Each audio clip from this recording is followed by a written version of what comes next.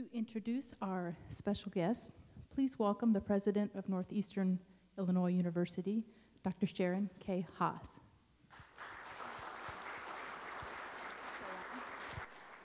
Good evening, everyone. There is a tradition for best friends of Northeastern to answer me back. Good evening, everyone. Thank you so much. We are so happy to have all of you here.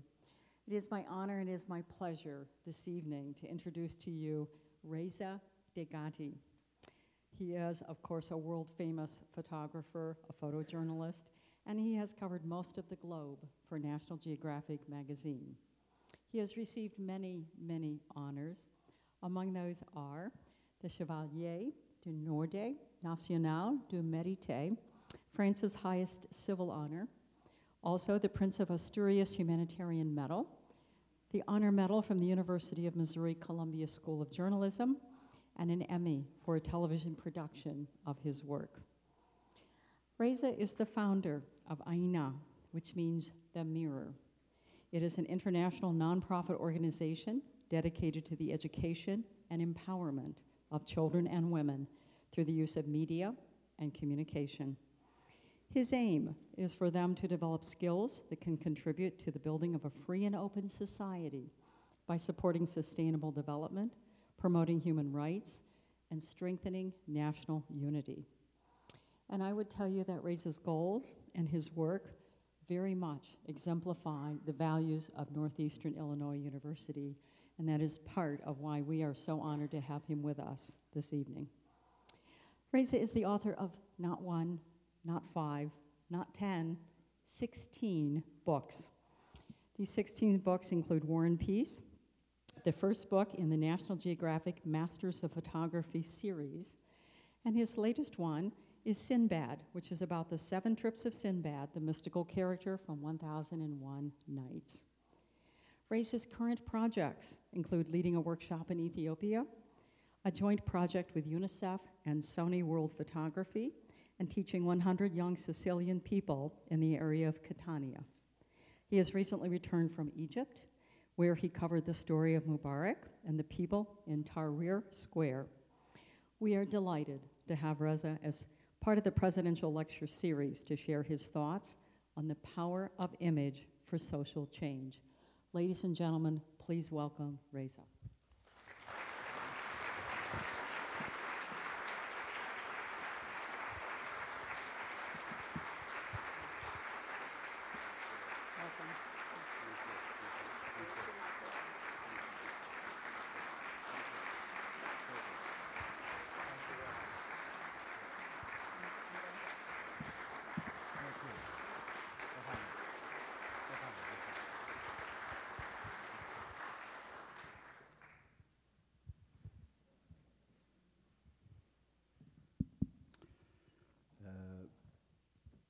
Ladies and gentlemen, Khanim Aghayan and Madame la Présidente, thank you very much for this opportunity given to me for the second time coming here in your university and continuing this relation which I had to decide between Libya and North Illinois, and finally I decided to come here.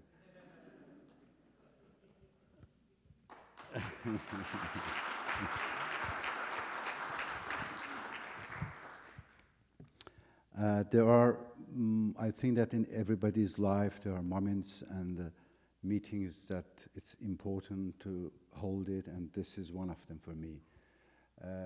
First of all, my very good friend, Dr. Hamid Akbari, very kind and always what he's doing for the humanity, what he's doing for Iran and democracy, it's more and much behind all the university and behind what he's doing. And I can say, because of my relation with all the countries and the travel I'm doing, that what he's doing and what the university is doing for the democracy, it is very important, and I support it, and I will congratulate you, and I would like really you to continue doing this. Thanks again for that.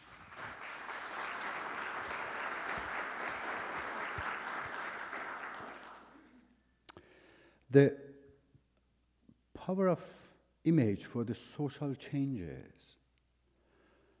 It's a story which is part of the human culture. The first images that we do remember, and we have found it, it's back to 43,000 years in some caves in the South France, near the Spain and the France. These are the first images that the human, they started making, showing their ability, explaining their lives. And it was going on. It has never stopped from the 43,000 years ago till now, the use of the images to relation with the society, to relation with the humanity. It's part of the whole human history.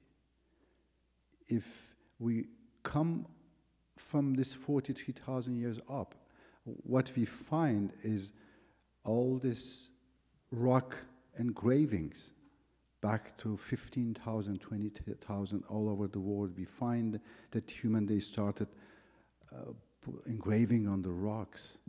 Then comes hieroglyphs, one of the second alphabet of the writings. It is the images. It's the image used to write it. Then we find all over the Pharaoh times the image depicting the whole life of everybody's. That's thanks to those images that now we can understand how the life was at those times. And it's keep continuing, coming more and more and becoming more and more involved in the whole human society. The photography, the invention of photography was one of the highlight of this. It was the same things that was the invention of the printings. The difference is that the photography, it's 99% an universal language. It's the language that we need in 21st century to have it, because it is in 21st century that humanity and human start really going together.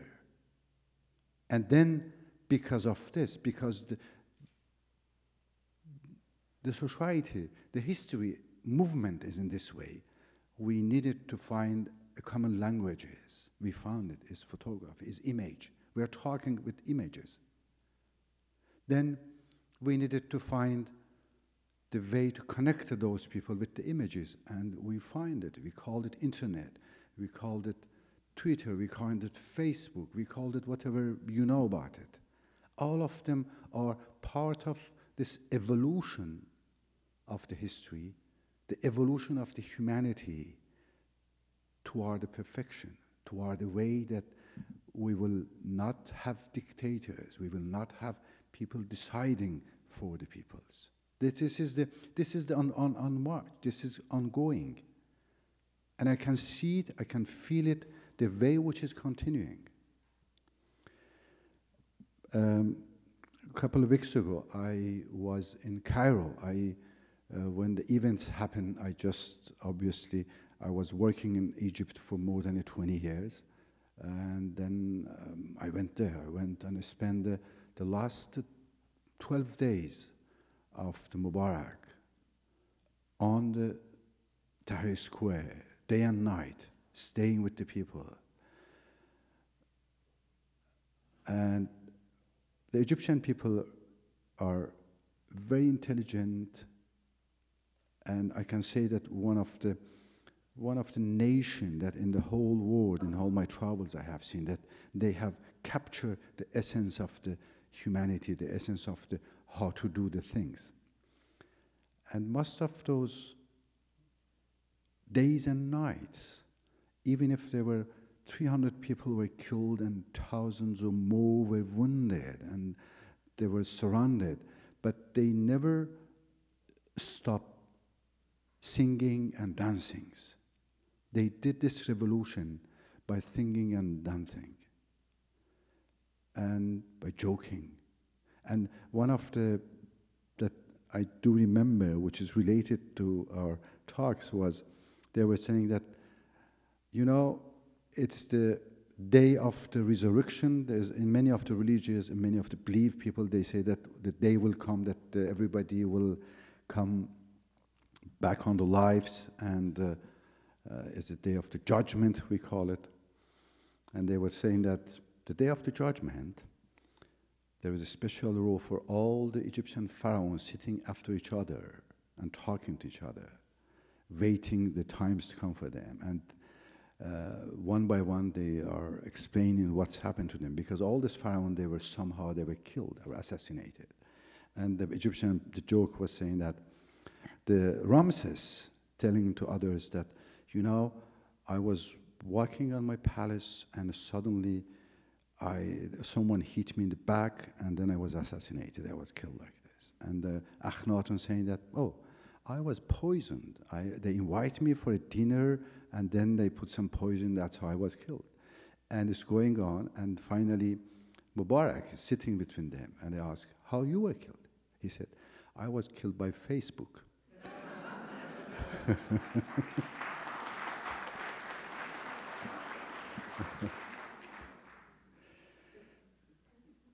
And I think this is the reality of what's happening in the world now. It's a reality that we will talk later about it. But anyway, to start showing some pictures, I thought starting with a very short film, which I do films also. I do documentaries, I do short films, long documentaries, and I have put a few hundreds of my photographs over 30 years. It's few hundred, so it's very fast. In a 7-minute film, which I have called it In the Eye of the Storm. That's where I have been. I think that's where I have been in the past 30 years. And I would like to make a statement, visual statement, of what I have seen in the world and why I think that it's happening, all those things. So we will start first with this 7-minute film, which is In the Eye of the Storm, and then I will show more pictures and probably more films. Please go for the films.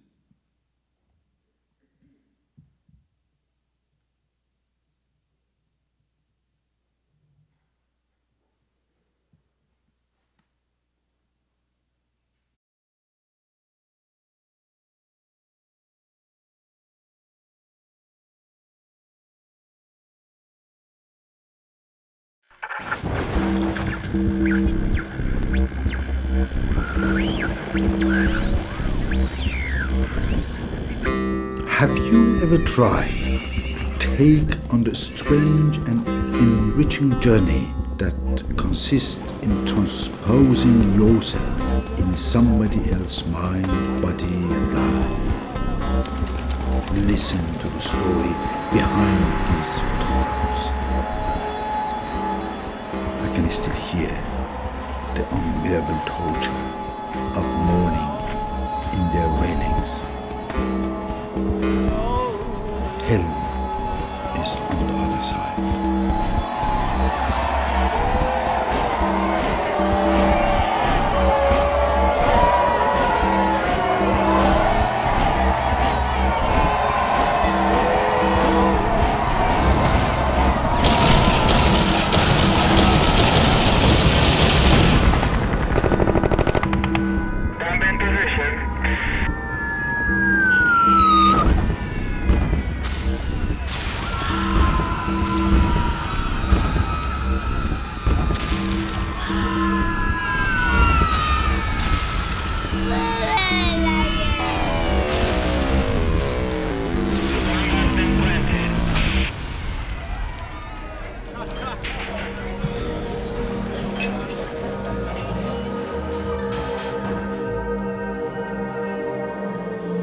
Life shows the road to whomever knows how to see, like the mysterious invitation. Come.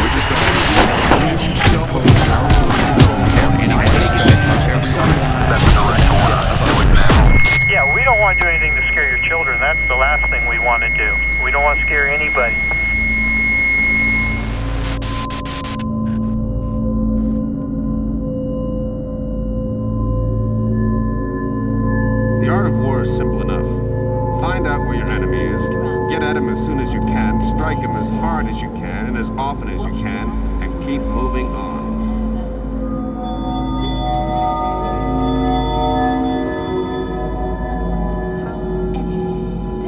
We, civilians from here or elsewhere, are the victims of issues that are beyond our understanding.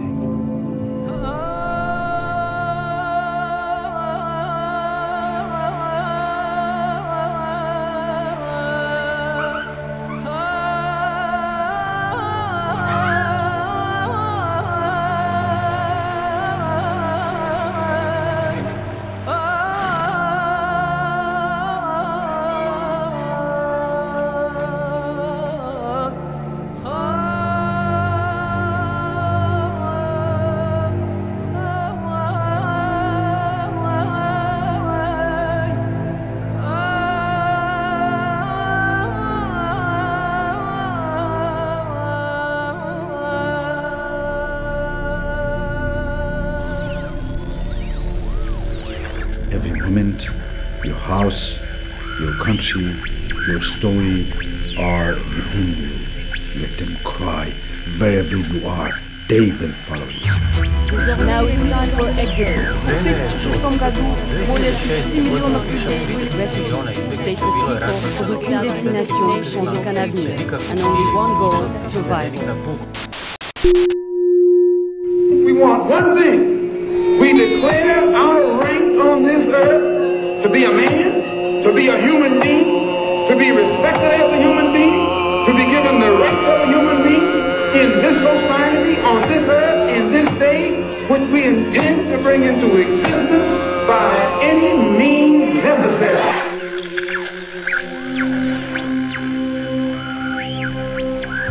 I can still hear the childlike laughter resonating like a hint of irony in the bitter memory of those many destinies shattered by war and injustice. It is impossible to remain a spectator.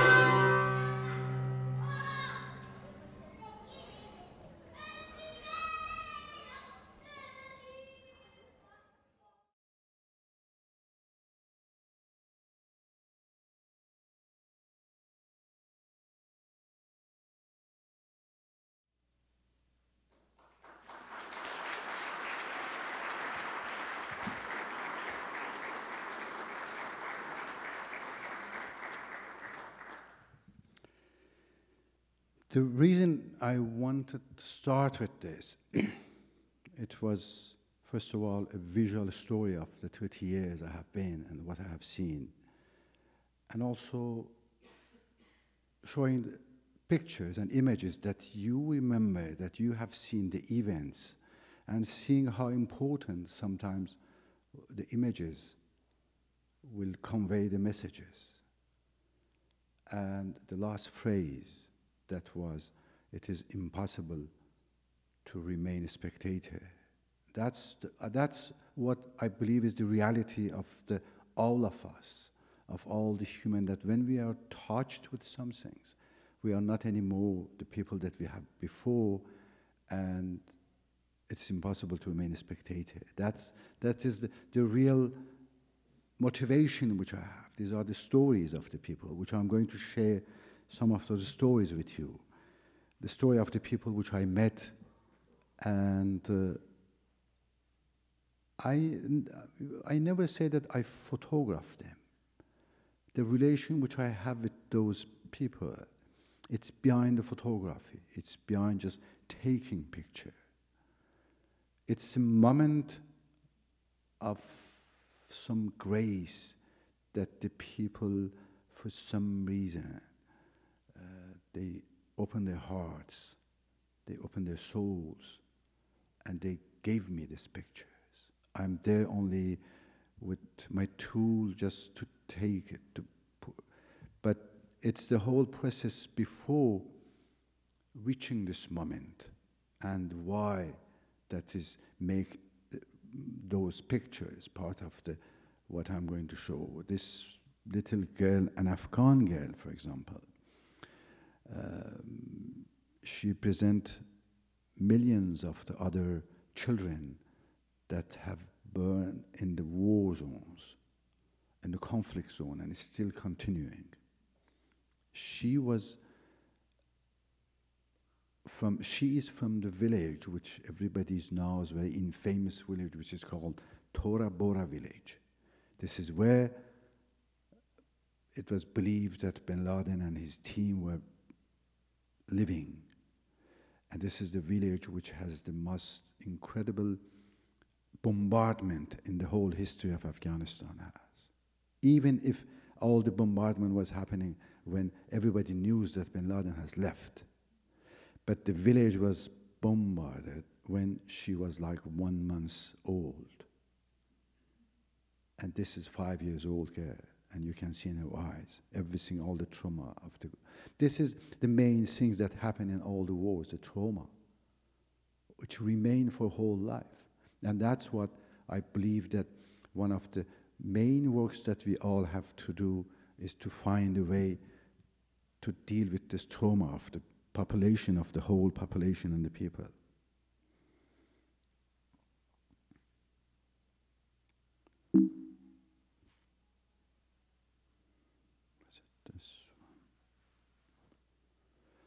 Now, many people ask me, how do I live with all I have seen in the world? And my answer is always two. The first is that with all I have seen, and I'm seeing still, with all the cruelty of the humanity, of the brutality, but I'm very, very optimistic about the future of the humanity. I think that everything is in a movement for a better world, better humanity. And the second way which I keep my soul being polished is by the Persian poetry. I always and always read poetries, and every day I read the poetries. And one of the very poets which I read a lot is Rumi. And this is one of that I like it, which is said, I said, what about my eyes? Keep them on the road. I said, what about my passion? Keep it burning. I said, what about my heart? Tell me what you hold inside it. I said, pain and sorrow. And he said, stay with it. It's a, I mean, I know that you know Rumi and you know how his poetry and philosophy is important.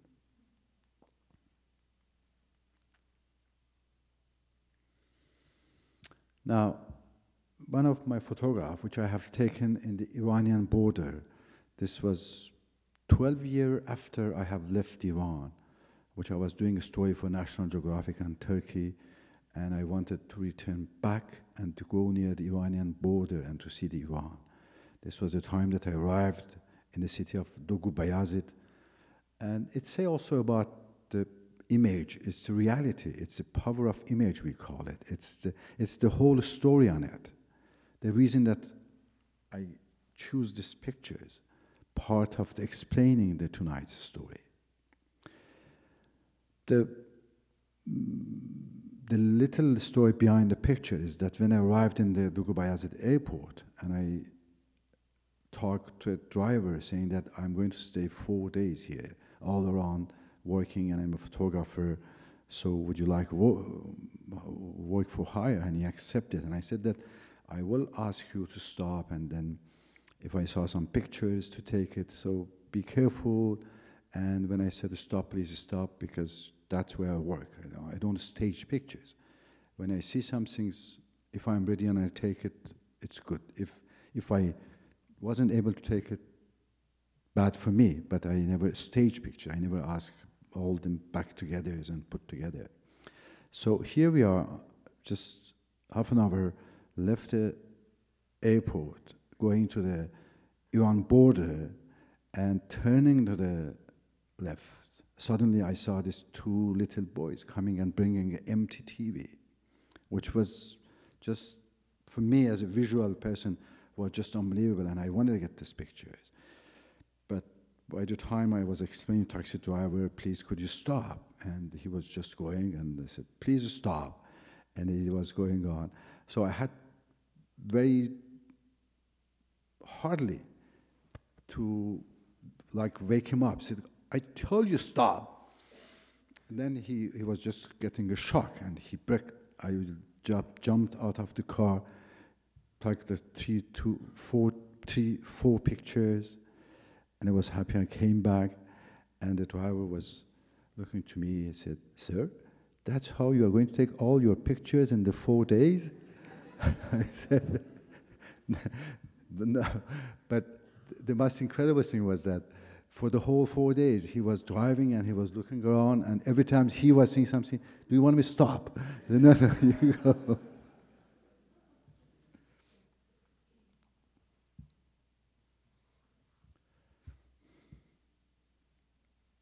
No, why it's this way going?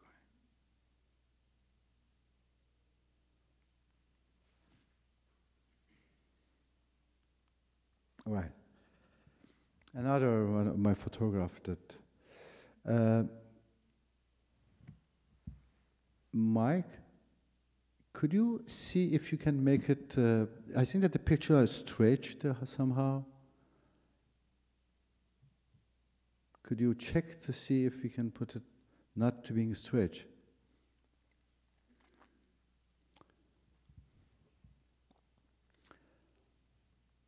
This is in Afghanistan in 1985, which when the Russians were in Afghanistan, I have been spending a lot of times there. It was a time I was working for Time magazine and Life, and spent months and years being in Afghanistan, traveling on foot, obviously, or on the horseback, because the Russians, they were not giving any permission for photographers to go. This is in a part of Afghanistan which is called Nuristan. Another pictures of those times, again, symbolic, which with one picture, it's explaining the whole shadow fighters of the Mujahideen that were fighting the Russian. Who were there? They were peasants. They were people that they didn't want their country being occupied. And this was the guns they had. This is what they had. And these are the times that I was going on the border, finding some of the groups that they wanted to go and take me, and I was disguising like this, putting the same clothes and going on the mountains. This was a time that once you enter the mountains, there were no connection. It's so strange for me to see that it was just like yesterday that we were working in places that there were no connection with the world. Now it is not possible. Now everywhere you go, you have phone and satellites and everything is, there's no more possibility in the world now. Places that you can go and you're totally disconnected. Then Afghanistan is still a few pictures more in Afghanistan. That this is the whole school, the girls' school for the girls in the North Afghanistan.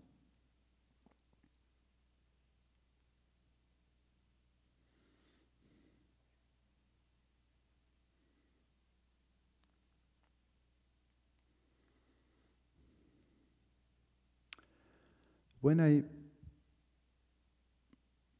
I show this picture, which is in Afghanistan, but I do believe that you all thought the same things. The first things people looked at and said, oh, it looks like Joseph and Mary on Egypt, going to Egypt. but it's taking in Afghanistan and the winter and the snow. So these are the image connection which exists. This is the cultural connection of the images. That it can be refugees in Afghanistan.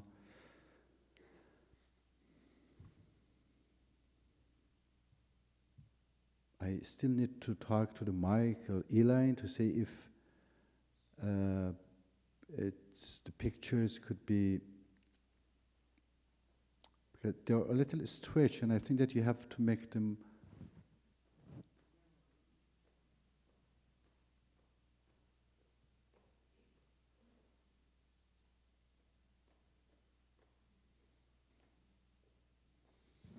When we did the afternoon, it was working.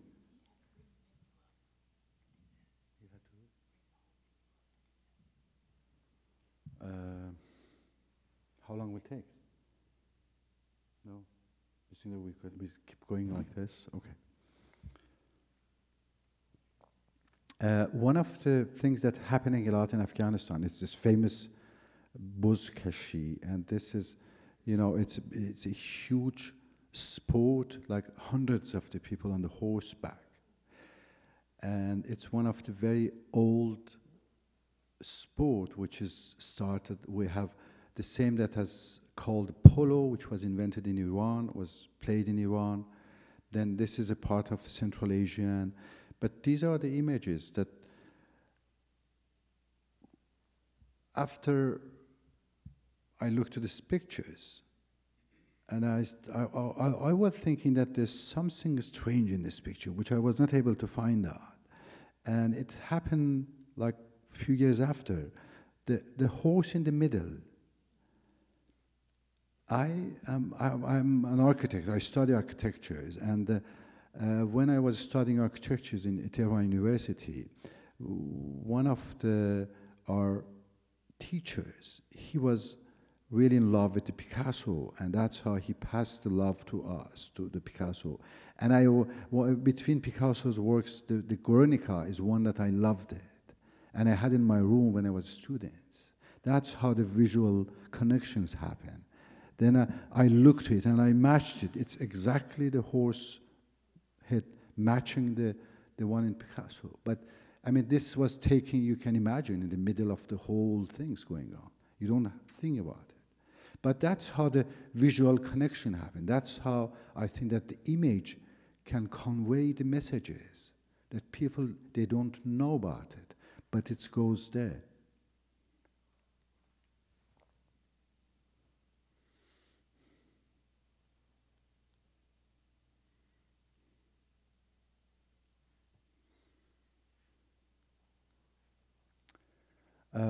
Portrait of Masood. He's the man which I respected more between all the different careers I met. He is the man that he was a civil engineer, and when his country was invaded by Russian, he said, "I don't want my country to be invaded." And he takes guns. He had like, in the starting were him and the 4 of his friends. And they got this little guns in the villages, which was for the huntings. That's how he started. Fighting with whom? Fighting with the Russian army in 1981. Russian army, you do remember how important was it? How all the wars, US, Europe, and China, and all the world, when they were hearing about the Russian army or Soviet army, they were all shaken. They were afraid. This was the biggest army in the world. And this man, in his 30s, saying, "No, I don't care. I'm going to fight them." And that's how I started. And I met him, this was in 1985, and after 3 months on the mountains. But the picture, that's how come again. The picture has become the symbol of the Afghan resistance. The picture is all over Afghanistan. The picture was used when he was assassinated to keep fighting back Taliban with his pictures, all his friends, all his soldiers, everybody has one of these pictures. This is how the pictures make, that's how the power of images we're talking about it. Last year, National Geographic Channel, they made a 1-hour documentary only in the power of this image, how the images can bring change. And this is one of the 12 images that National Geographic has chosen to make a series of the 12 films about it. He was assassinated 2 days before 9/11, and his assassination was the part of the whole plot. Again, with the 9/11 and his assassination, they were all connected to each other.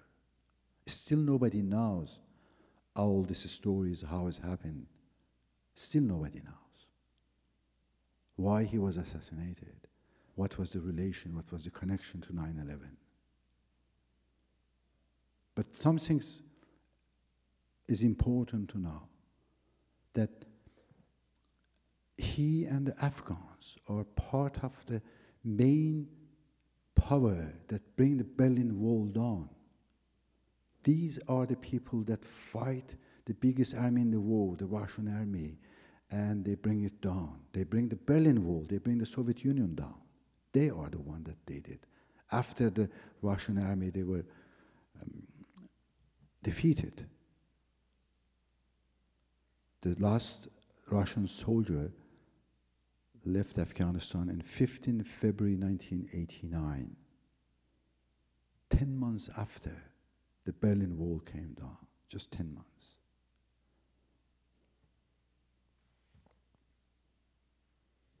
And now, this is the recent works, which I'm ongoing project I'm working on the US Army and all the others and NATO and ongoing war in Afghanistan. So I spend the times with the soldiers, trying to understand them, trying to find who they are, why they are there. Do they know why they are there? This is the important question. And unfortunately, many of them, they don't know why they are. Many of them, they don't know where they are. You cannot believe. Many of them, they don't know where they are and why they are.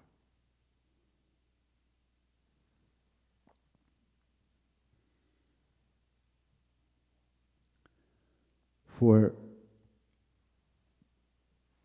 people who knows the relation between a praying house, doesn't matter the religion, doesn't matter if you are religion or not, doesn't matter if you believe a religion or not, but we all know that in religion there are places that is respected. And there are rules. And when you see this picture, actually this was published in National Geographic magazine, 2 pages about. When you see these pictures, you see the cultural shocks. You see why you cannot walk with the shoes in many of the religious places. You cannot do different things in many of the religious. I said you could be athei, you could not believe the religion, you can be from another religion. But if you don't respect the cultures, if you don't respect the tradition, then you are the loser.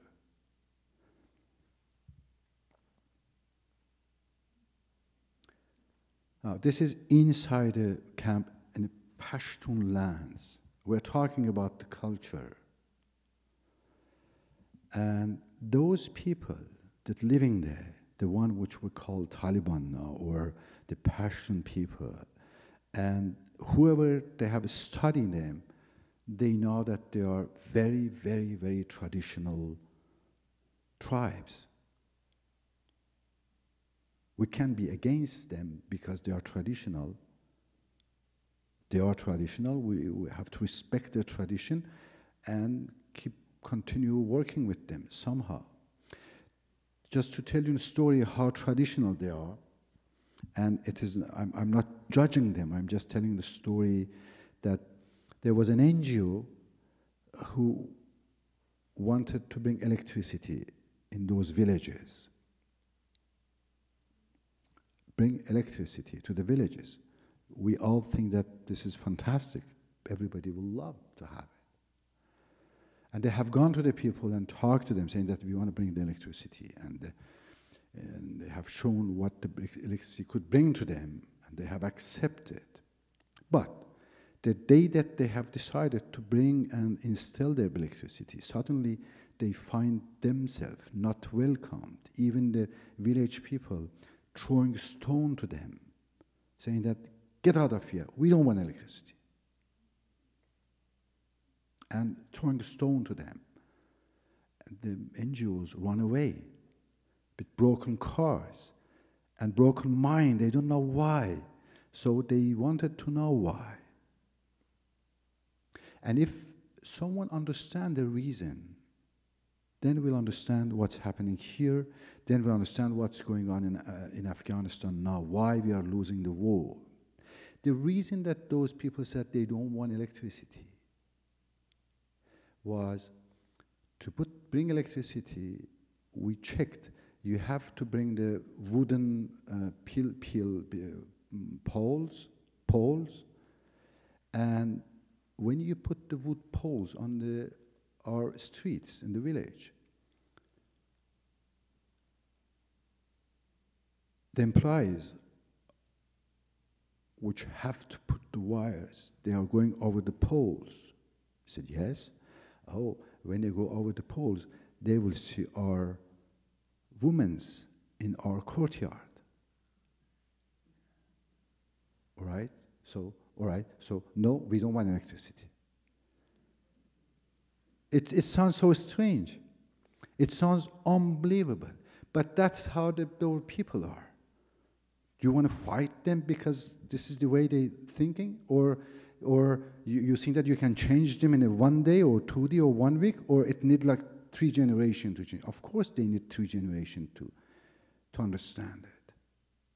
Now, the same people with the only women they can see almost in their lives are their mothers and the sisters. They are hired inside the American camps to do the washing, the ladies, whatever is it, you see.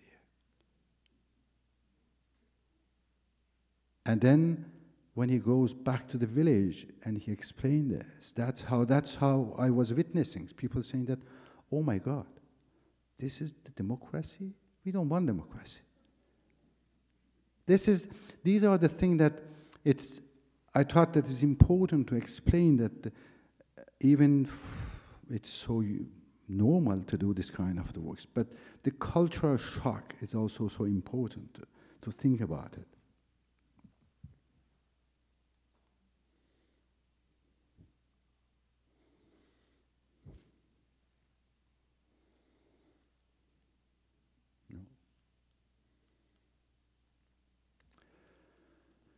This is Panjshir Valley in Afghanistan. I'm talking about the image relation. That's why I think it was important. I do a lot of outdoor exhibition. Some of you have seen my works in different countries, different cities. I've done a lot in Paris, France. There was one in Washington around the National Geographic building the first times. And this is a part of the whole concept of the image, how to relate it to the daily life. It was a time that Masood and other Afghans was telling to me, hey, Reza, you will come take pictures, and the people here, they never saw the pictures. And I have said, listen, I promise that one day I will make an exhibit for them. This was years ago. Masood was assassinated, but I have giving this promise. And I was looking to way, and finally last 2 years ago, I went back there and I made this exhibition in the village for the people, permanent. And I make a donation to the whole valley of their pictures, being exhibited for the first time in the Afghan history, big pictures like this, and permanently being there. And you cannot believe the relation that create these just images with the people, coming from the miles and hundreds of miles on the foot, on the horseback, on the car from the other villages, just coming. And the exhibition place, which I made around the tanks that was destroyed by Massoud and Mujahideen, has become a real attraction part for the people. But it is more than this. It is just, again, to see how far we can use images every day. Everyday lives, it's now related to the images.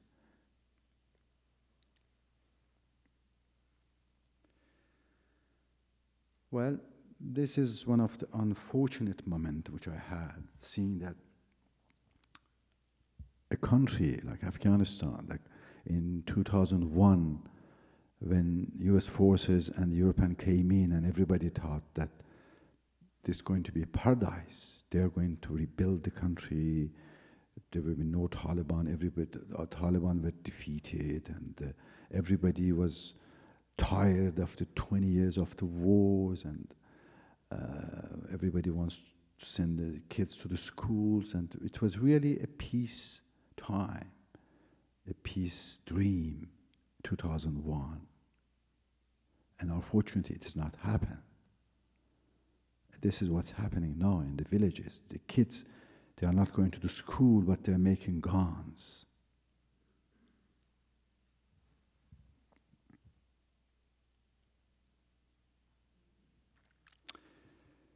Another works of the image for me was Benazir Bhutto when she was a young student and came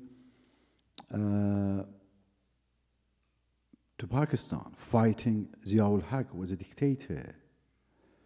And somehow I got connected with her. I was Time magazine, and Time wanted me to go to do a portrait of her. And I met and stayed a few days, and then few days became few weeks, and few weeks became few months. So I spent few months with Benazir Bhutto in the beginning when she arrived in Pakistan, became very close friends, and traveling all over Pakistan. She was the first woman became prime minister in a Muslim country, very brave at the time. Just remind what I told her when she won the election and became prime minister. I was in the circle photographing, and she was so happy because it was like, for me, it was 3 months non-stop campaign photographing. And she came to me and she was very happy, said, "Oh, Reza, you see." And I said, "You know, Benazir, from tomorrow, I'm other side.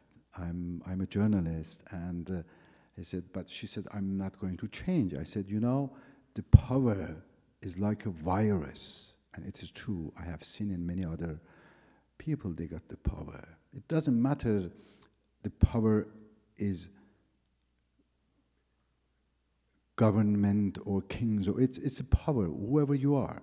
Sometimes a doorman of a little place, he got this power that maybe many of the presidents, they don't have it. It's just a virus that when they get inside you, you are affected, and someday, somehow, you will see you are spoiled. Very few people in the very high level, we know in the history, that they have resisted this virus of the power. Anyway, the portrait of Benazir also, this portrait played a key role of was distributed in Pakistan by the time that she was campaigning. And people loved this portrait and used this picture a lot. So wherever you were going, this was this portrait, like the same with the Massoud, and that was used and attract people also.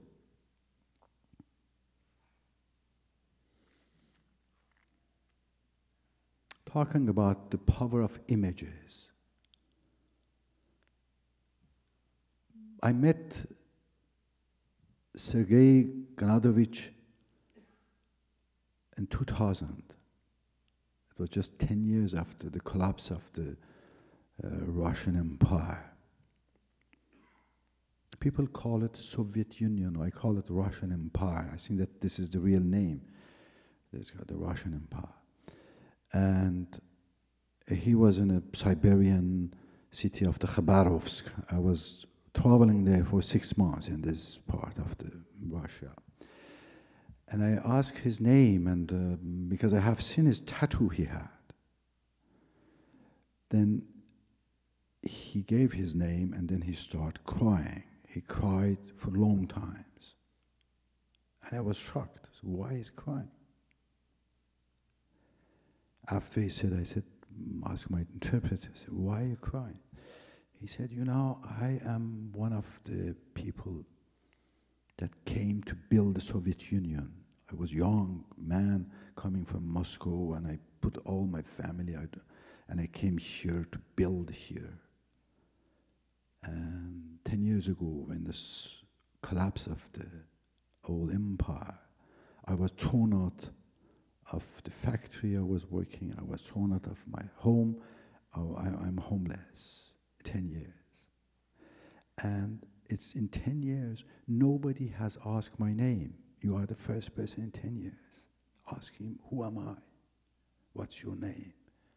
And those people, there are millions of them, men and women, the same ages, roaming all former Soviet Union countries, millions.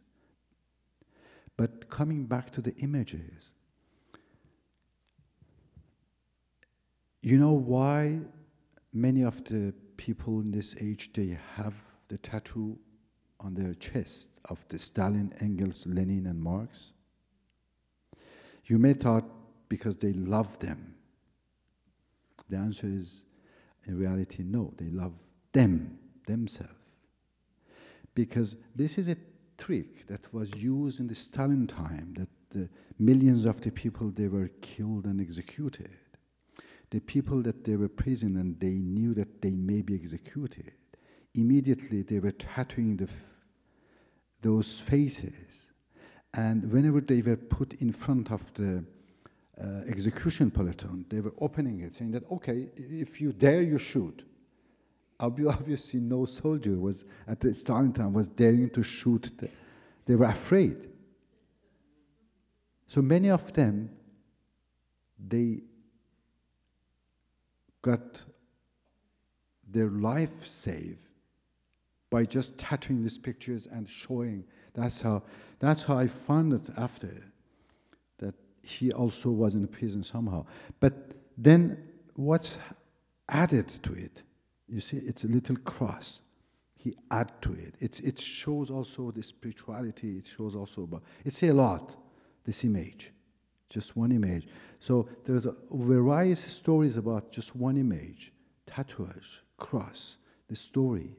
That's how the image are connected. That's how I'm trying to convey that look every day about the photography, about the thing that we see. Why it's not, okay. You may heard about Armenia, Azerbaijan,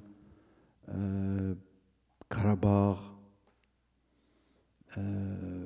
These are all what's happened after the collapse of the Russian Empire. The Armenian take 20% of the Azerbaijan land, and they made more than 1 million of Azerbaijani displaced refugees. In the UNHCR list of the countries, Azerbaijan is #1 of the refugees, because it's 1 million out of 7 million population. 1 out of 7 million that are displaced and refugees, and all their lands were taken by the Armenians. I was covering the whole story from before collapse of the Russian Empire till after, and this is one of this moment.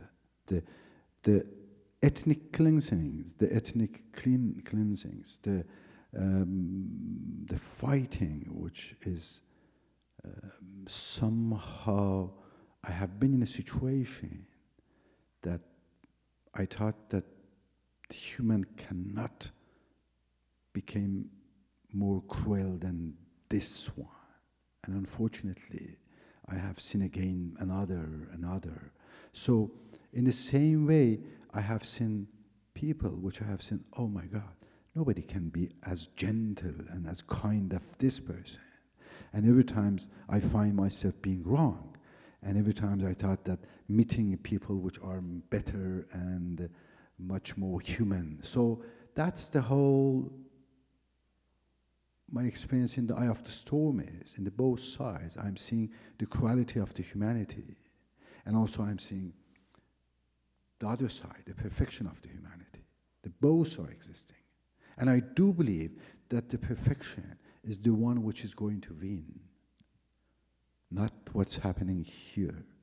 She was waiting after a massacre, after a village was massacred. This is Azerbaijani woman. The whole village was surrounded and hundreds of the people were massacred. But not only just massacred, it's like she was waiting to find her son and her husband somehow. And one day, the Red Cross people were bringing the bodies from the village. And then she find her husband, her son's body. Then she started running like mad, crying and shouting, saying that, come, I find them, but they have no eyes. Their eyes, they were taken out. This is the quality.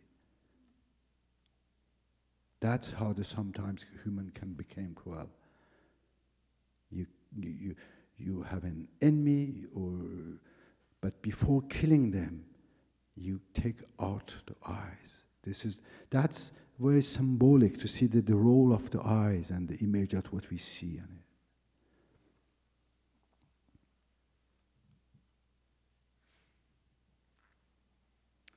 Obviously, we all know that the whole Caspian Sea is story and many things happening around it.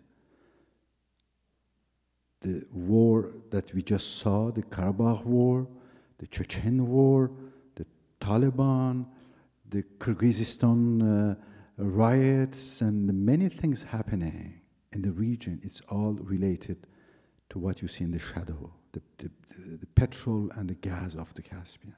All of those wars are related to this. And I wanted somehow to show what the people get. The people only get the shadow of those wells.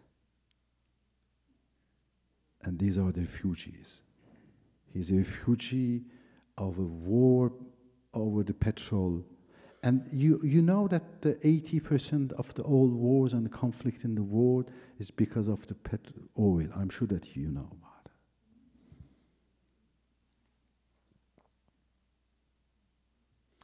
Then continuing to see how the collapse of the Russian Empire has done, obviously there was not only the fighting in Karabakh, many other places which I follow, and then was in Sarajevo. You have seen, you remember a lot of things, images of Sarajevo. And also wars, it's war. But people sometimes ask me, what is the image that is moment that is more shocking you when you have been in wars? And I said, this one. I said, why? I said, if you understand this moment, then you will understand why I'm a pacifist, why I'm against wars. This is a few days before Christmas in Sarajevo, which is besieged by the Serbs for many years. People, everybody has lost everything. They haven't eaten for many years. Very little food. They can't go out, they can't go in. We, the journalists, to get out and in, it's like a nightmare. We have to go through Serbs' checkpoints. I was arrested many times by them with the gunpoint, and they wanted to execute me. That's because only they don't care that I was working for National Geographic or Time magazine or whatever, and I'm a French citizen. They said, you are a Muslim. We are going to kill you. Put you on the knee and we are going to execute you. And I said, I will never put me on knee, even if in front of my killer. Never. And this was by resisting, the officer, Serb officer with gun, he kept shouting me. I said, you go on the knee. And I said, never, I will never do, even if you want to kill me. This was gaining psychological over him. But anyway, this is the situation. And I'm going to this little girl back, which standing on the street, well, snipers shooting everybody. And then I saw this little girl with the dolls, and I take these pictures. I walked slowly to her. I said, what are you doing here? There are snipers everywhere. What are you doing with your dolls? And she said, I'm selling my dolls. What? Why? She said, you know, my grandmother hasn't eaten for 4 days. She's very hungry. And I thought if I sell my dolls, I will get something. I mean, you can imagine this moment. Just imagine that you are in this moment. Imagine how precious these dolls are for this little girl. This is the quality of the wars also. That's why I believe that the war is part of the time that we were in the caves. And I do believe in the same way that we are writing and we are talking about the caveman's history. In 2510,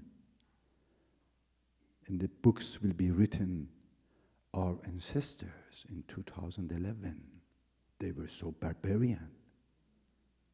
They were so savage. They were putting their money to build the tanks and the airplanes and the guns, and they were killing each other. They were so barbarian. We are barbarian. It's not because we are dressed and, that we have Yves Saint Laurent and Chanel and all those things that we are civilized. The civilization, it goes back to old Persian proverb, dictum, saying that the only way of measuring a civilization, and I believe that this is the only way, is to see how much of their budget is put to the education of their children. This is the only measure. Not to see how much they have put in their armies, in their guns.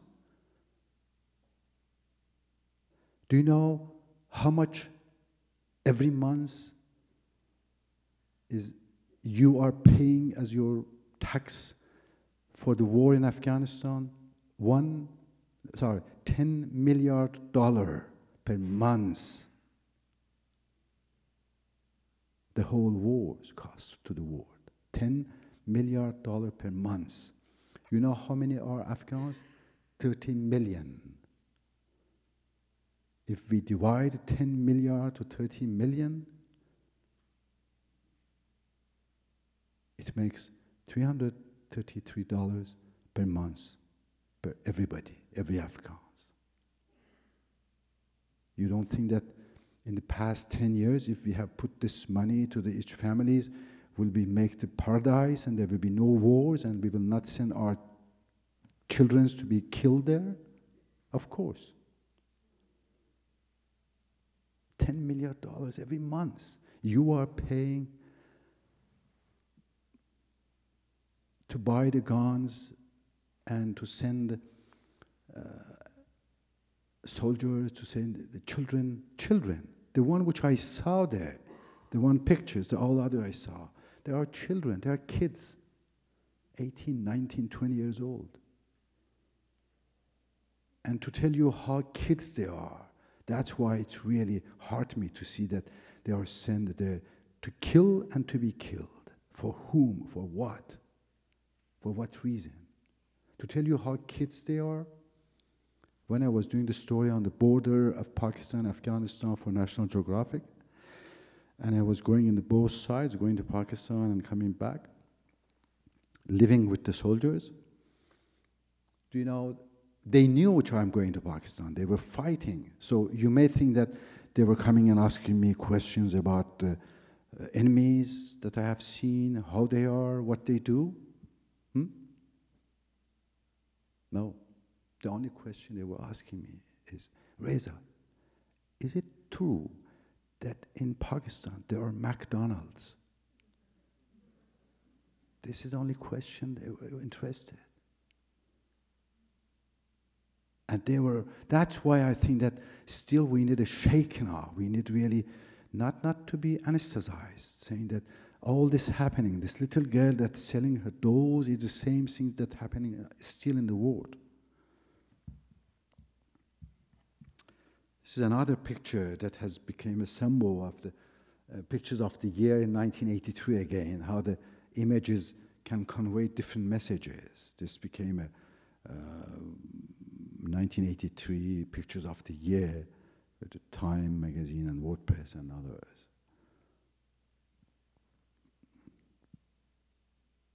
Another way of how conveying a story in images. Well, we all know that one of the major problems of the whole world is happening there. Jerusalem, the mosque, which is built in places there was a temple 2,000 years ago. And then people that they want to destroy the mosque and rebuild the temple. But do you know how many church in the world has built, or how many synagogues, or how many mosque has built over other religions' sanctuaries? Thousands. That's how the religions continued in the world. That's how the synagogue was built over temples, or the mosques built over churches, or the church are built over the Roman temples. That's how the history is going on. But that is how the one images for me was showing the whole, both sides, how one of the reasons of the conflict. Another picture of the same place.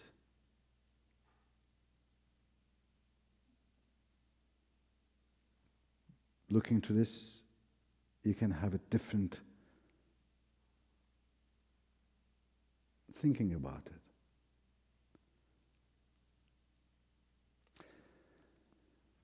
it.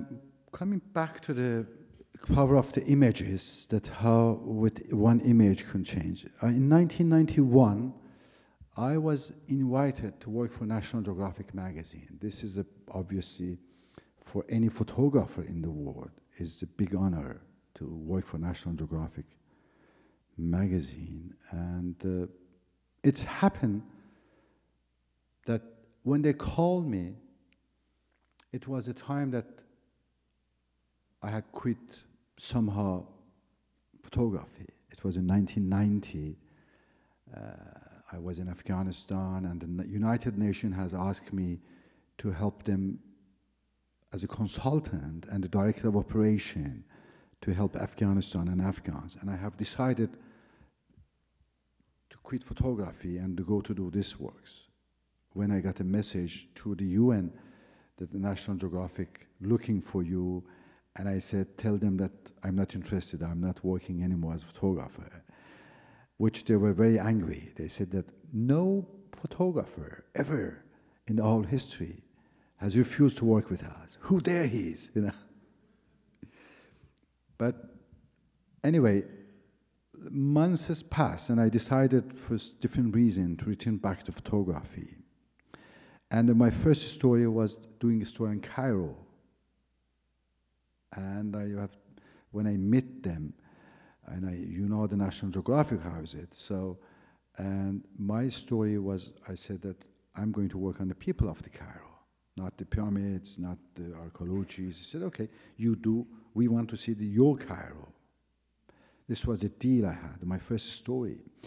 And between all the pictures, I came up with this one, which is a little beggar was beaten by his handler that's sending him, go to the works, because he was getting 50% of what he was begging.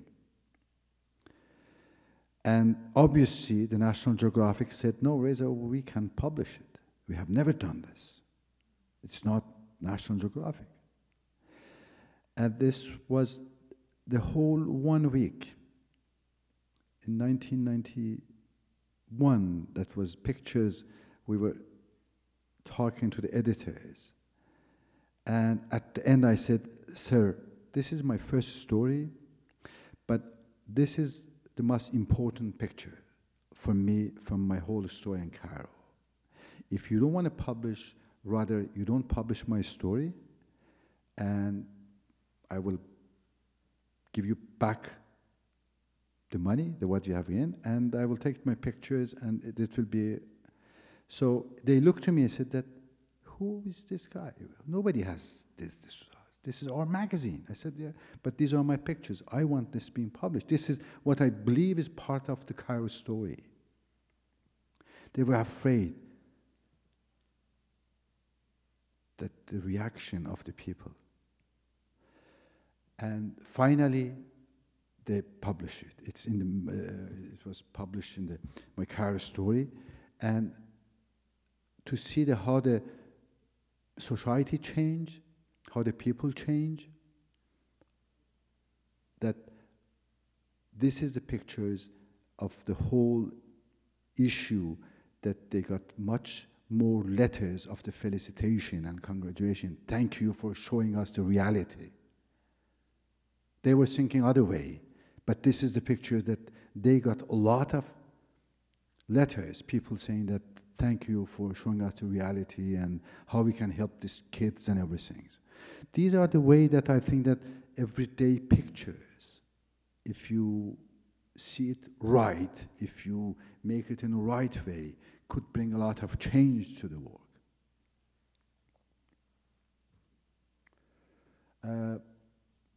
Well, obviously, I did a lot of works in Africa too, and one of the major stories that I focused on it was the massacre and genocide in Rwanda and Burundi. I started working to this, feeling that something going to happen 2 years before the big massacres. And for the whole entire 2 years, I was going and coming, making the stories and publishing and explaining that, hey, something's going to happen. Something's going to happen. But the feelings that these things happen, as you know, the politics behind this was much stronger than the feeling of a photographer, of a journalist. It is not always the same way. Sometimes one photographer could really be more stronger than the whole governments that you know about. But in this part, all works for 2 years, which I was trying, it's not happened. The massacre happened, and I keep working on it, and he is one of the victims. She's another one of the victims.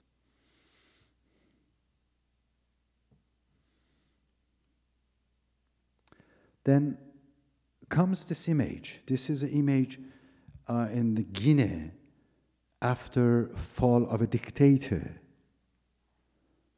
Sekou. He was for 25 years a strong dictator.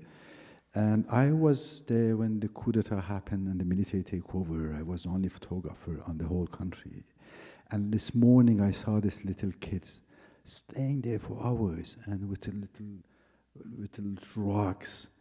and just erasing the dictators. It was so beautiful to see how the kids can erase image of dictator. But what I heard about this picture that was published aloud in the magazines was many of the African countries, they banned the pictures, they banned these pictures.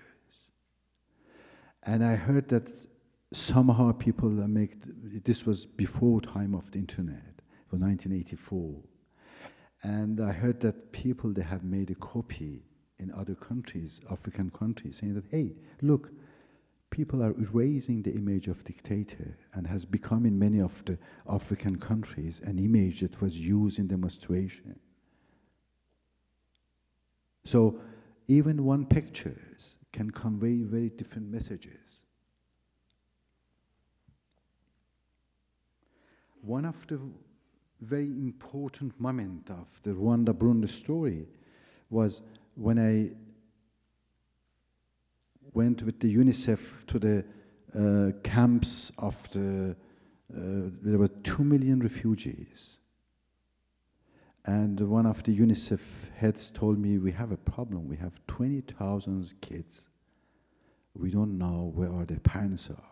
We don't know if their parents are lost or killed. And then he said that I said, how do you want to do? He said that we have a program that we have done like 79 in Cambodia and other things, and we have started here, but we need someone that really continued. I said, what is the program? He said that taking pictures of all of them and showing to the people. That's how I got involved. And I teach some refugees to take portraits. It's easy. I can teach anybody in 2 hours to become a photographer using the camera. And you know how many pictures we take? They take 12,000 children. And those pictures were exhibited in all the refugee camps. 5 big refugees camps, 5 exhibitions, 5 times 12,000 portrait. And people were asked to come to see.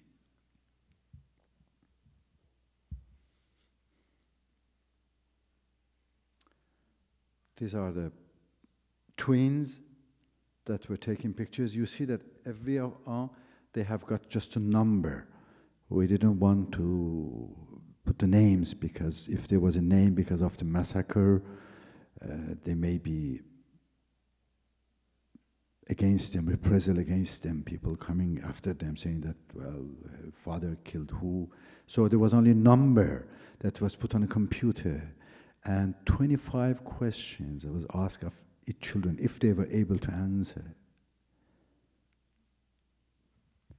Then this is the exhibition. Families, mothers, people coming and looking for their children. It was so beautiful to see how image now, how photography, it can play roles in every single stories of our life. This is one of them. Do you know how many children were united with their families because of this photography project? Out of 12,000, 3,500 children. They were united with their families. The thing that if there was no picture, it may never happen.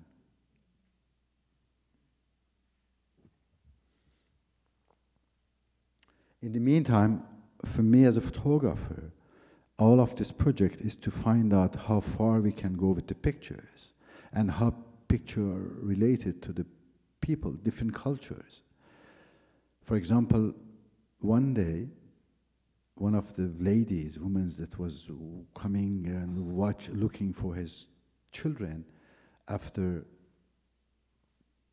days, then we saw her pointing a picture and became like crying and falling down and keep crying like, you know, someone that has very bad news, but pointing the pictures. So we start talking and said, hey ma'am, what's happening? And then she said, I find my son. I said, so why are you crying? He said, because it's only his head left. His body is not there. This is amazing to see how the relation, the thing that we think that it's obvious, for her was is only head of the son was left. Where's the body? So we said, don't worry, we have the bodies too, we will bring to you.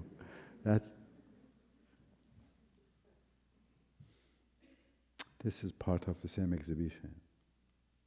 This is a time that a grandmother find one of her grandson and were brought together and they was united.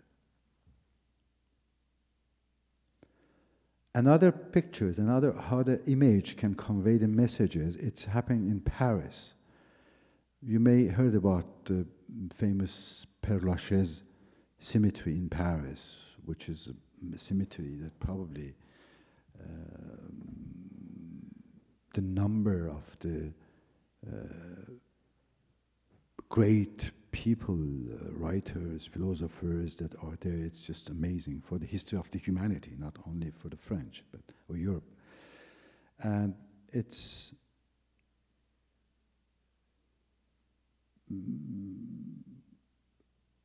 the day that one of the biggest Iranian writer and resistant has died in exile in Paris. It was just 2-3 years after that the whole things started in Iran, the revolutions and the people were exiled, and it was the first time in reality that the Iranian community that they were living in exile, they feel that they may die in exile. They may die in exile and they may be buried in another land, at their own land. And this was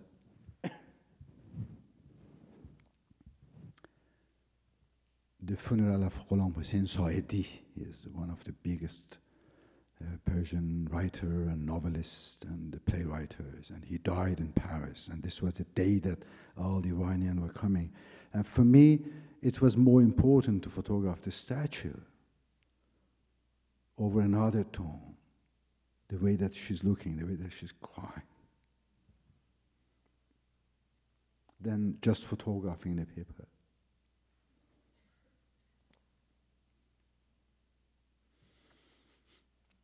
You all know about the Neda's story. Neda, the girl that was killed in the demonstration in Iran and was filmed by the mobile phone.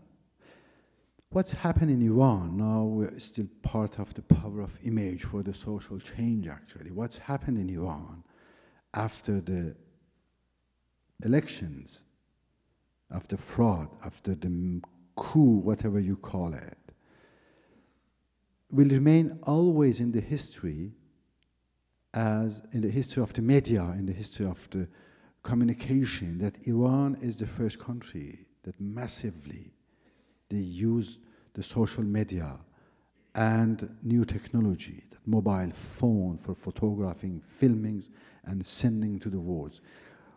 You do all remember all these pictures and film was coming out, all the TVs in the world, they were all showing this film, which was, nobody said, oh my God, what is it? It was all taken by the mobile phones. These are the real tools now. People, they don't need guns anymore to fight. What they have, it's much more stronger. And then comes the story of the Neda, which is tragedy. But there's some things just like this Greek tragedies on it, because her name, it's meaning a call. Neda, it's meaning call. It's meaning message. And she was beautiful, which is such a name. Call for the beginning, call for the stand-up. And that's why immediately the demonstrator came up with this songs, which is Ma hame yek sedaim, ma hame yek nedaim. We are all one, we are all nedas, we are all one word, we are all one call, we are. This has became part of the whole history.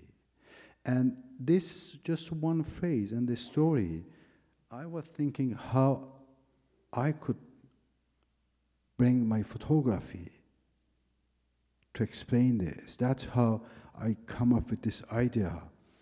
And I make in my office in Paris, printed like 500 portraits of Neda. And I ask 500 people, call people to come in Paris in front of the Eiffel Tower to have this Neda's masks. And this one picture, symbolic, was sent through all the way to Iran. This is what we are doing also. We are sending images of everything's happening outside Iran to show to the Iranian people that they are not forgotten, that there are a lot of things going on. Even if they are the courageous one that is standing in front of the guns, they are the one that put on the prison, they are the one that raped in the prisons. But still, what we can do, all of us, not only Iranian, but everybody that thinks that the whole humanity is one. If a demonstrator, because she or he is just asking for justice, for a little breath of the freedom, arrested, raped in the prison, killed, and her body is burned. Can you imagine this? If we just know that it's happening any place in the world, and we close our eyes saying that, well, you know, it's not my business, it's happening in another place, then we are not human either. We are not humans if we close our eyes to what's happening all around the world. There's no way that we can say, it's too much. I have work to do, I have job to do, I have rent to pay, and so I don't want to get out of it. You know, it's so easy sometimes. It depends on the where you are. Sometimes it's just sending just 3 minutes a day, just sending a letter to your congressman saying that, hey, and every day, you know, the letters, phone calls, these are the things that matter now in the world. So everybody's in his way. This is what I did about this story, using this picture.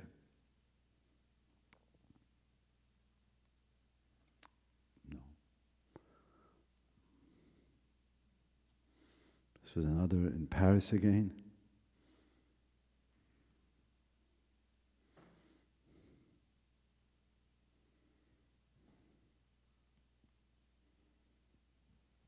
Paris again. And then I did it in Washington in front of the White House.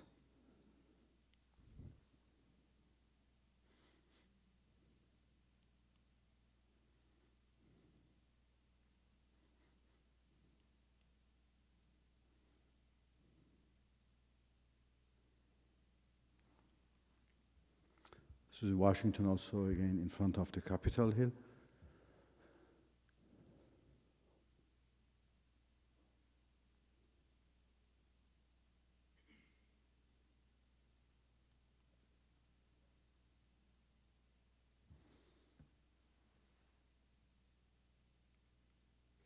Now, where we are,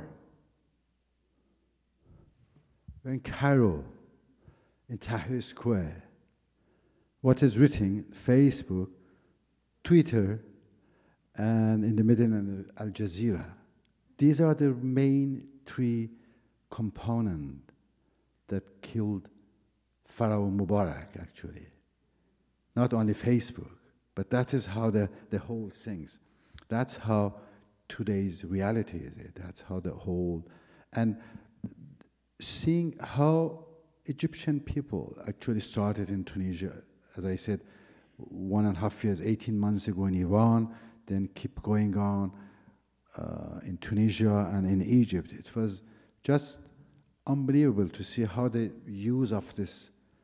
It's again Tahrir Square. He was hit by the rocks, but the works was going on. This is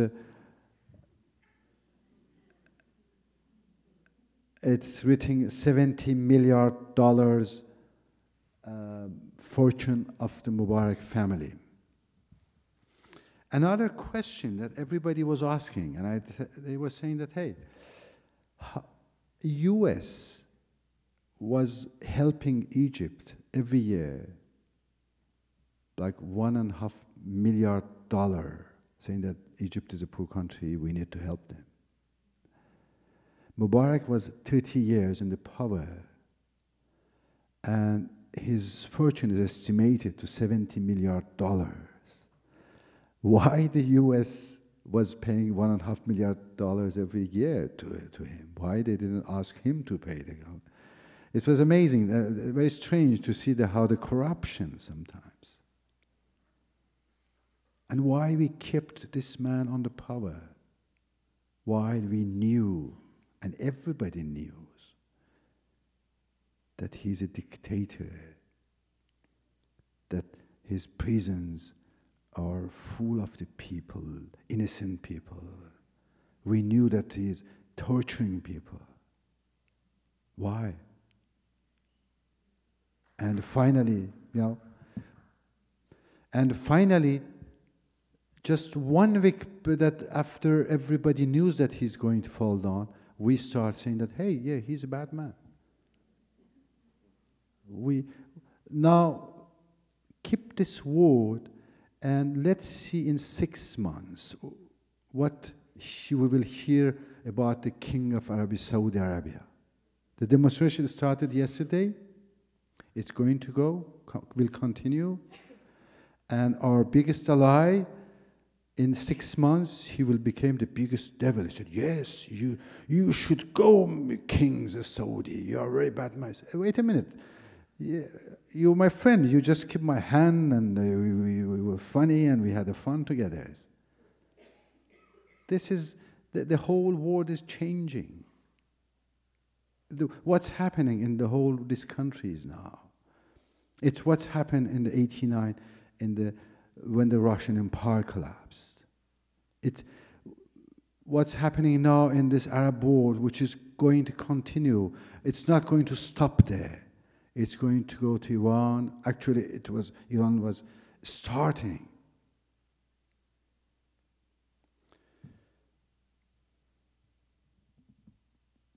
Arab countries, all of the dictators, they were there for 20, 30 years. Because, why? Because they were guaranteeing economical interest of other countries, of Western countries. Nobody cared if they kill their people. Nobody cared if they torture their people. Just because they were guaranteeing what they call it stability, which is meaning stability in their minds, here saying that you do whatever you want, you just make sure that when I'm walking in, when I'm coming in, nothing will move, and I can get my interest, I can get my oil out of it. You want to kill people, kill it. I will not look to it. But it's changing. The whole thing is changing. And if we see what's happened in Egypt,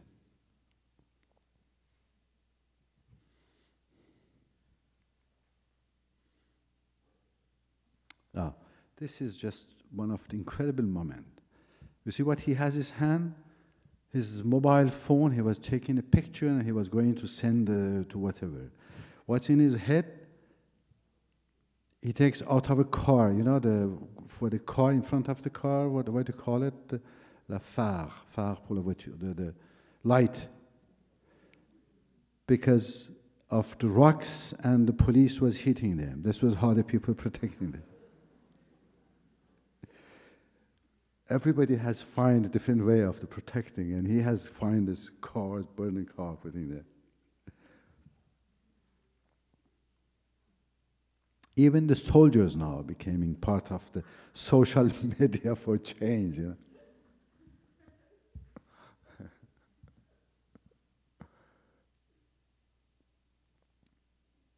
Now, this is in Tahrir Square. For 18 days and nights, people, they were there. You cannot imagine 18 days and nights, hundreds of thousands of the people being there. And they were beaten, they were thrown gas on them, they were thrown the cocktail Molotovs, but they stayed there. And these are how they were helping each other. Like this man has created a way to charge people phones. So everybody has phone and bring into him, and he was writing their names and giving a coupon, and coming back in half an hour, take your phones. And it was free of charge for them.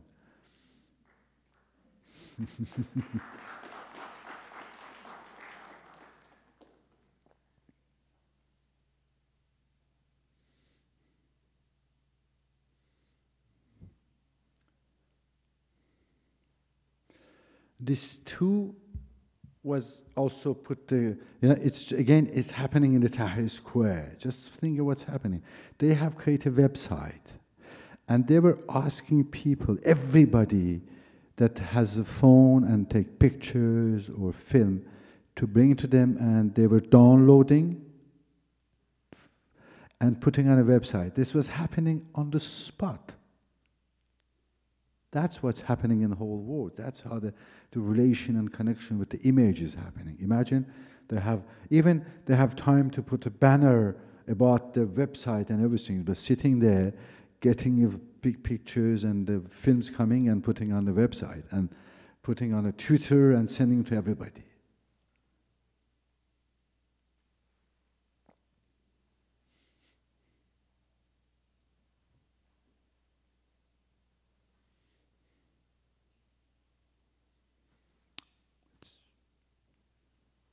Now, look at these pictures of this demonstrator.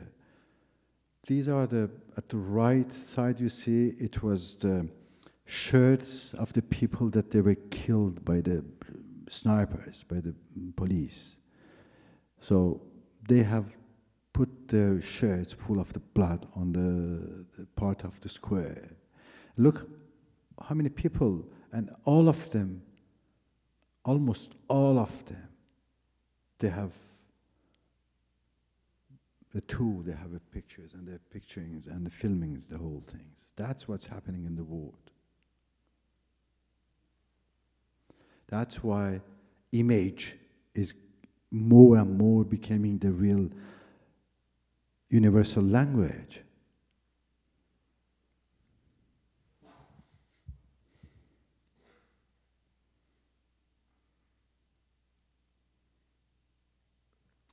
At midnight in the Tahrir Square, there's two students sitting there. Look at the phone,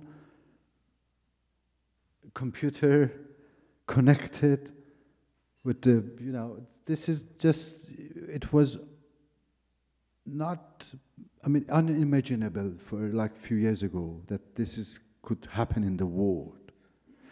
And I think that all of us, especially the universities, they should really start a brainstorming about what's happening in the world and how they could, and I think that this is not only this university or the universities, it's almost every educational institution in the world that want to be part of the 21st century. It's happening now. The change happening now, today. Tomorrow is too late.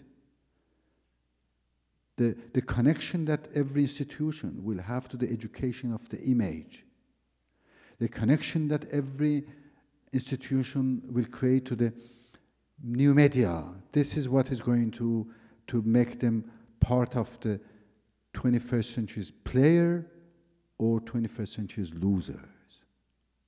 This is what is happening in the world now.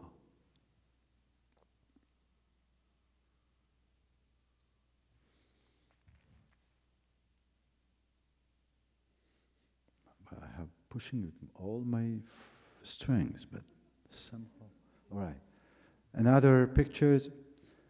Look, just the white point you see. It's every minute, every second is the picture that is taken. So you can imagine all these images which is going to convey to the world, to themselves. It's going to be part of the whole story.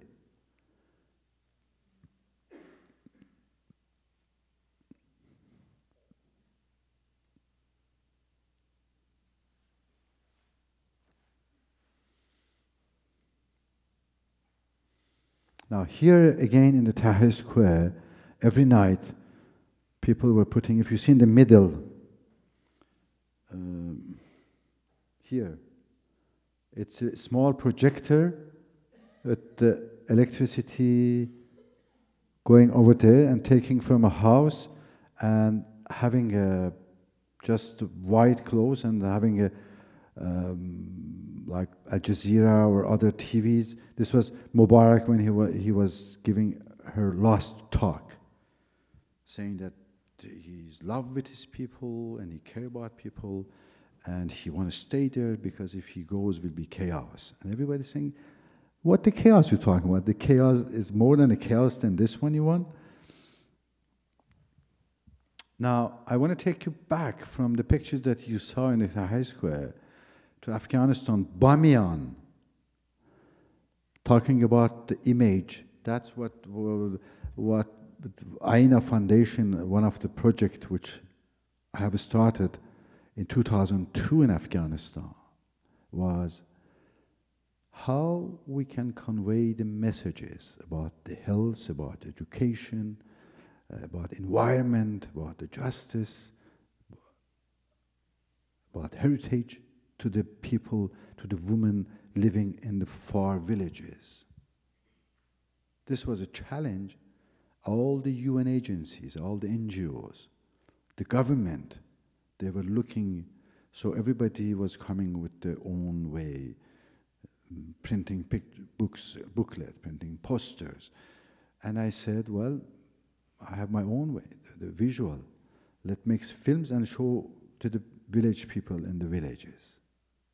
That was how the concept of the educational mobile cinema I started in 2002 in Afghanistan, running with the 8 mobile units which was going village to village, and all the films was done by Afghans, that we trained them how to make films. So from local to the local. That was how this film, like, we're showing it to the people. It was, as I said, about all health issues, educations, environmental, and everything that people need to know. We were making films, and all the films was done not as a documentary films. It was all, we used Afghan folk stories, the grandmothers that was telling. We picked them, we make a film, fictions, and we put the message of the NGOs and the UN and the government on it. Whatever was it about. The UNICEF wants about the water or breast feedings or whatever. All of them, they were put on the films, local films, so where the people were so connecting to this. The impact of using images in the villages, it is just, you cannot compare with any other means. Or the magazine that we do for the Afghan children and the families, this is the only printing materials the kids they have. It's distributed free. We print 40,000 copies. And I distribute it free for all the places we can. But it's all images. Few words, most of them are images. This is one of my students in the Uganda refugee camps. One of the projects which I did a couple of years ago was training 60 refugee kids, in Uganda, coming from Rwanda and Congo, and training them to become storytellers by pictures, and give them cameras, saying that now you go, and for the first time, the world will see refugee camps through the eyes of the refugee children. Why always will be Reza and Steve McCurry and all the other photographer professional that we have to go and take pictures. Now you go and take. And they did a fantastic job. Their stories were exhibited in Los Angeles, in Washington, National Geographic, in New York, and many other places. I keep doing this in Ethiopia, in the Morocco, in Jordan, with the refugee children, with the village people, training them. I'm just coming from the Sicily, Italy. I started a project in a poorest small town in the Italy, in the Europe, which is in Sicilia, and I'm training 100 children to photograph this poor neighborhood, which is full of the mafia, and they are going to bring the change with the images. These are the different works which I'm still keep doing it. She was, the baby that you see, it's a baby of a rape. She was 16 years old, this girl. And the baby, she was raped by the enemy soldiers. And everybody was, I mean, all the village people. That's unfortunate also as happening, that many of the women or girls that are raped and they have children, they are pushed back from the community. The community doesn't want to see them. So you have this thousands of these young mothers with their babies roaming from one village to other, people throwing stone to them, saying, we don't want you.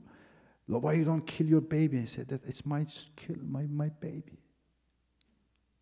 She was one of them. And now, thanks to this photography, I heard that she has continued and she has become the photographer of the whole refugee camps. And they invite him. She make a living out of it. She take pictures of the births, of the weddings, and all the things, and she make a living out of it now. She got a job out of this. Now, it's just for fun. I wanted you to see just few of the pictures of the way of different countries, how the different clothes and different places which I'm going through to take pictures. This is some of them. And actually, this is another one that I dressed like this tonight for you.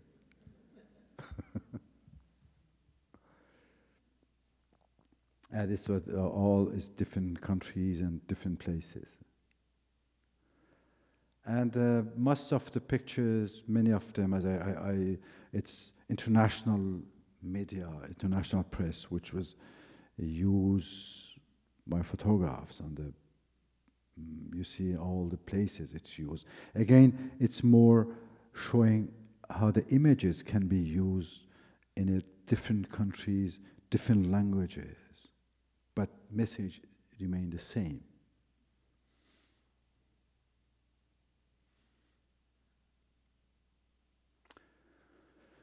These are my cover of National Geographic magazine.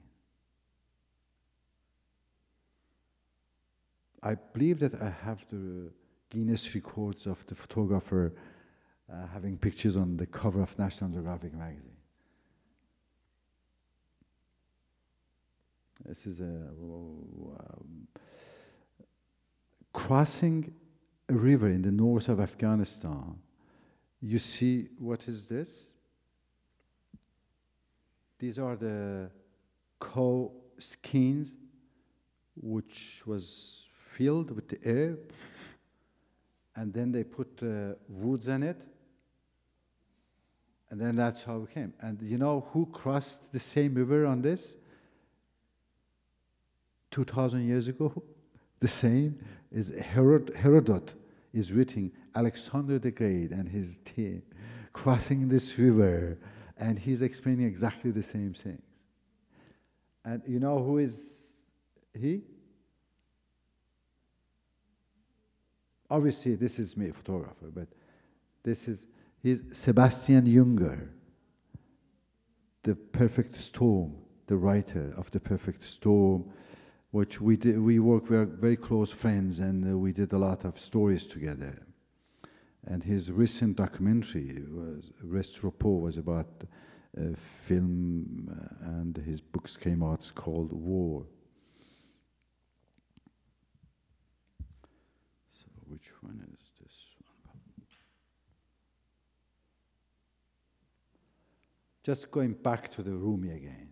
Rumi is the founder of the Whirling Dervishes, and this picture was in the cover of National Geographic magazine about Turkey.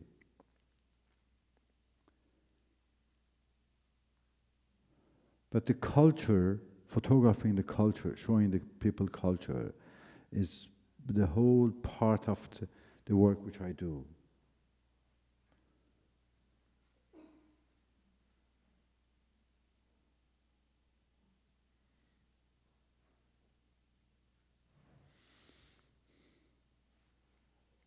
Okay. Now, here we are in West France, overlooking to Manche, and Iranian dancer, a lady, Sahar called, which she's dancing. She's a part of the whole group that mentioned to you about the dance. And as you saw, I hope that you get this feeling that how important for me is explain about the roles of the women in the life and in the future. One of the main works which I do in Afghanistan was training few hundreds of the women became journalists, photographers, filmmakers. Because I do believe that that's how in many generations we will bring more peace if we give more possibilities to the women to hold education, communication, information somehow in their hands.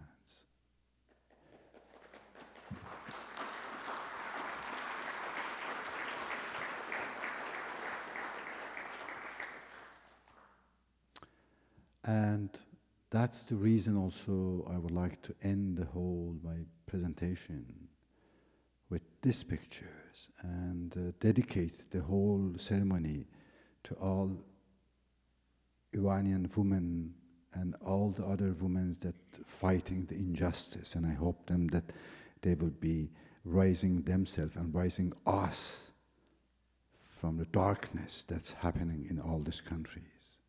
Thank you.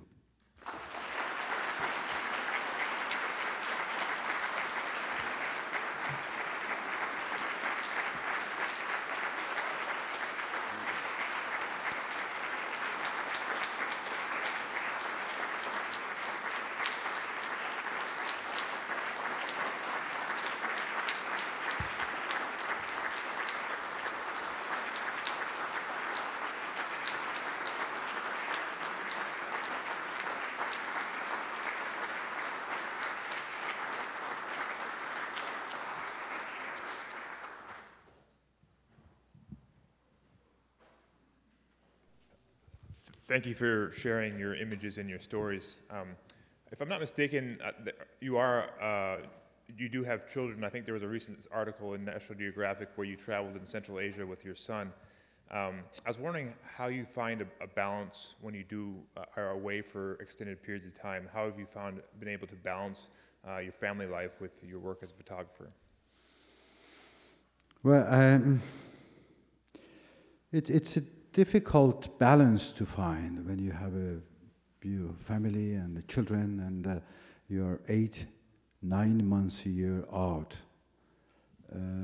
For me, the main things was, and I always explain to them, saying that because I have my own children, but all I know happening to all the other children in the world, I cannot in no way to close my eyes and say that now I'm going to just take care of my own children. This is, I mean, as I was mentioning, there was a time that your own life, your own family, if you see that it's the part of the humanity, then you have to go to do what you do. When I go in places which I see thousands of the people are killed, and I know that maybe with my pictures, I may bring a change to them. And people say to me, hey Reza, it's dangerous, you may be killed. I said, so what? Do you think that my blood is different than their bloods? It's the same. If I can bring a change, so my own life has come after. The same thing, my stories with my children. The story that you're talking about, it was, my son was, when it was the time that he was a very small, he was just running in airports. He was meeting me in the airports, from one airport to others, and crying, and he wanted to follow me. And one day I find him in my suitcases. I was going to China. I said, it's very heavy, this, what's it? And he was like 2.5, 3 years old. He was hiding inside. So when he was 8 years old, he was in an airport running after me crying, and I said that, please stop crying, but I promise that when you became 15 years old, you became a man, the way that we thought, the rite of passage, I will put everything aside, and we will go traveling together wherever you want. Plan your travel. And from 8 years old, he started planning. When 2 years ago, he was 15, and we take time to travel. We in the Central Asia, China, Mongolia, Siberia. We did all on train. Both of us like two students, backpack, nothing else, small cameras.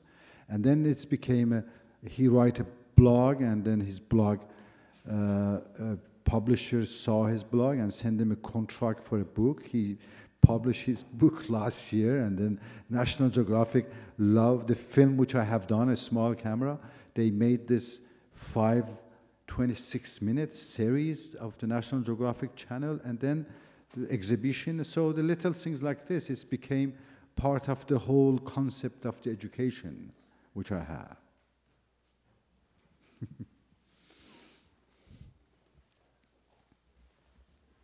How you doing? Thank you very much once again for your presentation. It was definitely a very inspiring amount of work. My name is Marvin. I'm a student here at NEIU, and I do some social activism work for social justice in Uptown. It's a community on the north side of Chicago. I had one question, and that was how you got started in photography. I have some minor experience through my high school years in photography, and I like to do a lot of documentation of urban environments and urban neighborhoods, and I just want to know how you got started. Well, you have already started. No, you said that you are taking pictures already. Yeah.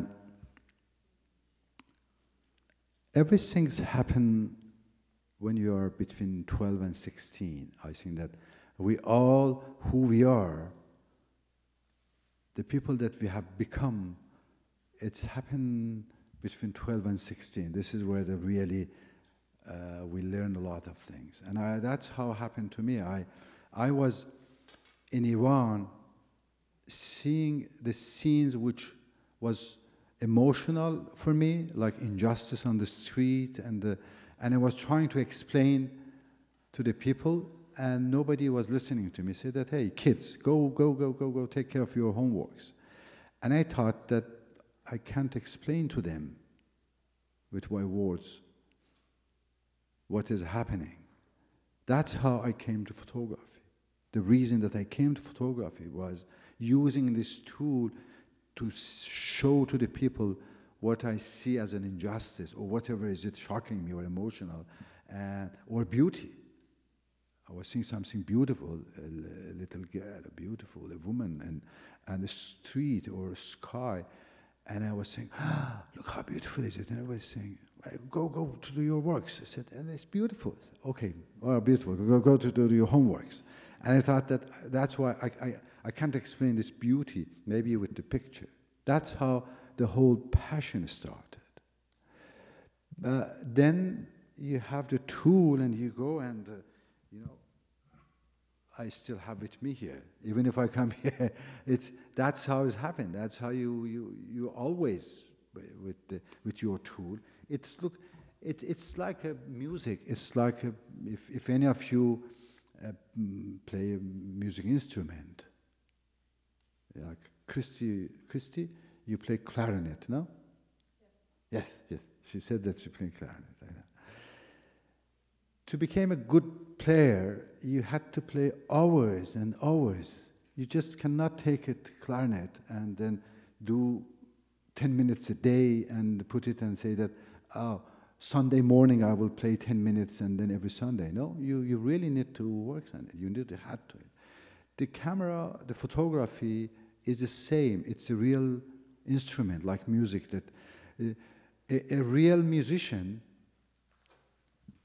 play 8 hours a day, train 8 hours a day. And in the beginning, you will see that when playing, looking to the notes, no, in the beginning, and looking to the fingers, saying that do, re, mi, and then put, and then it may take years, but you have to do this till you don't need any more, and you close your eyes and you. That's how everything. That's how you start photography and all the works, and you go for it. Was it? Yeah, definitely. Good. And I have another quick question. I'm sorry. Please. How hard is it to get in contact with a renowned artist of your stature?